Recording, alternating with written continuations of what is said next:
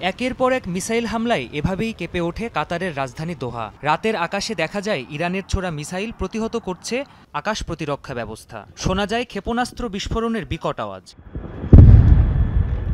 কাতারের আল উদেইদ মার্কিন বিমান ঘাঁটিতে ক্ষেপণাস্ত্র হামলার বিষয়টি তাৎক্ষণিকভাবেই নিশ্চিত করে ইরানের বিপ্লবী গার্ড বাহিনী। এ হামলাকে শক্তিশালী ও বিধ্বংসী আখ্যা দিয়েছে তেহরান। একই সাথে এর বিপরীতে পাল্টা যে কোনো হামলা শক্তভাবে দমন করা হবে বলেও হুঁশিয়ারি দেয় দেশটি।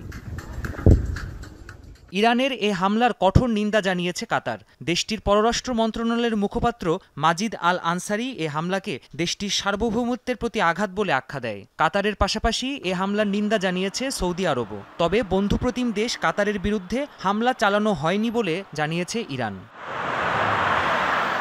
দোহার কাছাকাছি অবস্থিত মার্কিন বিমান ঘাঁটিতে মধ্যম ও স্বল্প পাল্লার ক্ষেপণাস্ত্র দিয়ে হামলা করা হয়েছে বলে জানিয়েছে ওয়াশিংটন। এদিকে হামলার বিষয়টি ইরান আগেই কাতারকে জানিয়েছিল, এমনটি বলছে বিভিন্ন গণমাধ্যম। দোহাও হামলার বিষয়টি জানায় ওয়াশিংটনকে।